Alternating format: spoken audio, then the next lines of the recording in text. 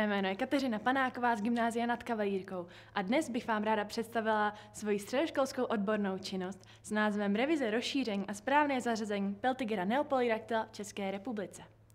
Nejprve vám ukážu svůj cíl, poté už se přesuneme k samotné teorii a praxi. Nejdřív vám představím řád Peltigera neboli hávnatky. Přesuneme se dále k metodice, k mé práci v herbářích, k mému terénnímu a laboratornímu výzkumu a nakonec se s vámi podělím o své výsledky. Nejprve bych ráda řekla, že jsem studovala Peltigera neopolydactyla, což je lišejník. Navázala jsem tak na článek od souboru autorů s hlavním autorem N. Margain, který vyšel v roce 2023. Popisují se tam 11 podobných lišejníků mnou studované Peltigera neopolydactyla. Proto jsem se tedy rozhodla pořádně udělat revizi o rozšíření Peltigera neopolydactyla v České republice a když tak i správně určit různé herbářové položky. Peltigera, co to tedy je? Je to lišejník, česky se mu říká hávnatka. Stejně jako ostatní lišejníky vzniká symbiózou houby s řasou nebo synicí, u hávnatek je to spíše synice, řasy jsou velice vzácné. Jinak ale jsou obecně velice vzácné hávnatky, proto jsou hodně špatně k najítí.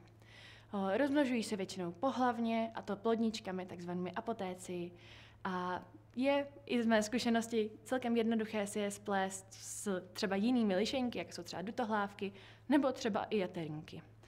Tady potom vidíte krásné plodničky palcovitého tvaru a potom dole jsou nádherné plodničky, které jsou ploché, jako má třeba Peltigera horizontalis, hávnatka rovnovážná.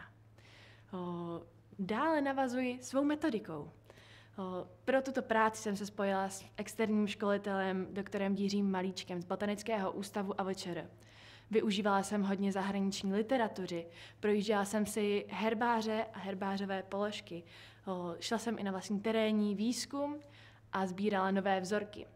Dále samozřejmě navazovala práce v laboratoři, kde jsem si mohla vyzkoušet metody, jako jsou třeba DNA sekvenace či tenkovrstvá chromatografie. Herbáři jsem pracovala celkem se 7. Jeden z nich byla osobní sbírka mého externího školitele a jeden jsem si sama vytvořila na základě svého terénního výzkumu. Ten jsem prováděla na Šumavě. Lokace mi poskytl můj externí školitel Jiří Malíček, za což mu velice děkuji, a částečně jsem i hledala v databázi DALIP.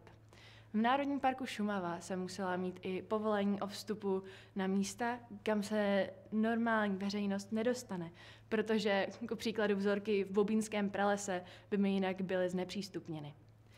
Musela jsem sbírat velice opatrně, nechtěla jsem nějak fatálně poškodit daný lišejník a nechtěla jsem ani poškodit jeho okolí. Musela jsem si zaznamenávat veškeré informace, které jsem o něm věděla, jako jsou lokace, včetně GPS, i ideálně vegetaci kolem či substrát, datum a rok, jméno sběratele a ještě lišejník vyfotografovat, protože když roste a když ho vysušíte, tak vypadá trošičku jinak. Poté se lišejník zabalí ideálně do papírového pouzdra a stává se z něj herbářová položka. Potom, co máme terénní výzkum hotový, se můžeme přesunout k výzkumu laboratornímu. První metodu, kterou jsem používala, byla DNA sekvenace. Celá cesta k DNA sekvenaci je přes izolaci DNA, na či jsme používali Isolate 2 DNA Kit od Bioscience. Poté jsme oddělili požadovaný úsek DNA, my jsme zkoumali konkrétně úseky ITS a SSU, oba dva DNA úseky ribozomů. Poté jsme díky PCR mohli namnožit naše DNA úseky a elektroforézou na gelu se přesvědčili, jestli opravdu se nám předchozí kroky podařily. Jestliže se nám podařily, odeslali jsme je na externí sekvenaci. Tady potom mám krátké schéma toho, jak takový proces vypadá, od úplného vzorku, včetně veškerých metabolitů a látek, včetně DNA, až k finální elektroforéze. Další metoda je tenkovrstvá chromatografie, zkráceně jen TLC od Thin Layer Chromatography. Na rozdíl od DNA sekvenace, v tenkovrstvé chromatografii vůbec DNA nepotřebujeme. Tady se zaměřujeme naopak na metabolity, ostatní látky, které jsou v lišejnicích obsažené. Díky tomu, že DNA se sice rozpadá, ale metabolity ne, můžeme tuto metodu používat i po dekádách od nazbírání daného vzorku. Vlastně tenkorstvá chromatografie, přes zkratkou TLC, je to, že na médium neboli skleněnou desku se silikagelem, zkráceně TLC desku, vytvoříme tužkou startovní čáru. Na ní poté naneseme kapilárou naše vzorky a částečně ponoříme do roztoku, takzvaného solventu. V té jsme používali 3 A, B s čarou a C. Poté to vložíme do akvária, jak tomu říkáme, a necháme vyvzlínat. Po vyvzlínání vyjmeme, necháme osušit a už tam jsou trošku vidět nějaké flíčky.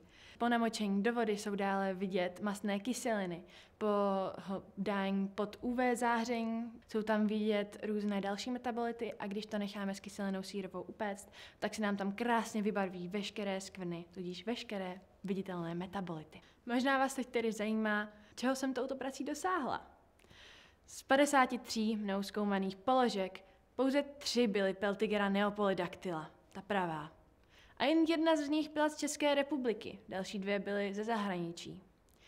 Naopak pozoruhodné bylo, že 31 bylo určeno jako Peltigera viticaineni, nově rozlišený druh, který se poprvé objevuje v předešle zmíněném článku. Potvrdila jsem tedy jeho přítomnost zde v České republice jako první a dokonce i v pár zemích v zahraničí, ale stále v Evropě. Samozřejmě jsme museli poté udělat i erata herbářových položek, protože spousta byla bohužel určená špatně. S novým druhem nové problémy. Moje sekvence DNA, jak ITS, tak SSU, se dostala pod mým jménem do databáze BLAST, databáze nukleonových kyselin, takže jestli tam zadáte mé příjmení, tak vám vyjede. Také jsem vydala ve spolupráci s mým externím školitelem Jiřím Malíčkem a Zdeňkem Palicem článek do časopisu Brionora, který se právě Peltigerou viticaineni v České republice zabývá. Tedy co k závěru. Pouhým okem jsou velice špatně hávnatky rozpoznatelné a je tedy nutné se uchýlit k laboratorním metodám. A zde už jen poslední fotka mnou nalezené Peltigera viticaineni, kterou jsme našli na Šumavě, v Povidří, za Turnerovou chatou. A já vám tímto moc děkuji za zhlédnutí tohoto videa. Nashledanou.